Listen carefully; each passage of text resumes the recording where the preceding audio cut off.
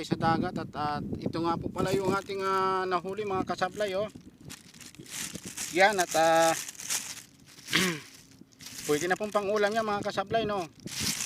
Yan at sa isang oras po natin pag-ikot-ikot ay yan po ang ating nakuha no. At yung pong mga kasama natin ay nandun pa din.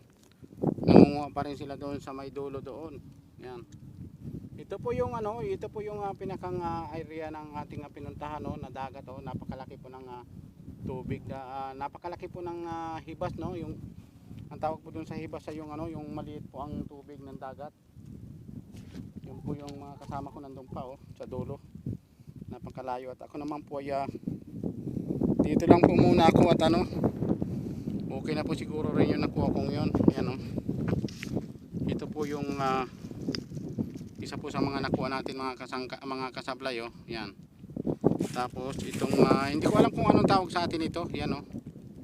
Yan, ang lalaki po niya no. Yan oh, ang laki oh. Halos ganyan po lahat na nakuha natin. Tapos may nahuli akong isang pusit. Yan oh. May pangulam na tayo mga kasablay no. Sabi ko nga po ay maging masipag lamang tayo ay may pangulam na tayo. Karamihan po na nakuha po mga ganito po, mga ganitong klase. Yan oh, ang lalaki po niya no. Yan po ang ating trabaho kapag wala po tayong trabaho sa talagang trabaho natin ang trabaho po natin naman ay magdagat kapag tayo po hindi pumapasok sa ating trabaho. Yan. At pwede na po itong ulamin, gagataan po natin para masarap po ang ating lalagyan po natin ng mustasa kung kinakailangan po no.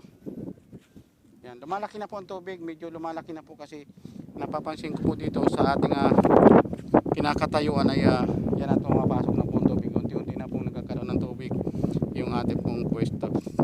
Yan naman po muna mga kasablay at maraming salamat po at sana po ay mapaganda pa natin ang ating mga video at kahit hindi tayo sanay ay pipilitin po nating pagandahin at pagandahin po yan. Bye bye po, maraming salamat mga kasablay yan at maraming salamat sa suporta.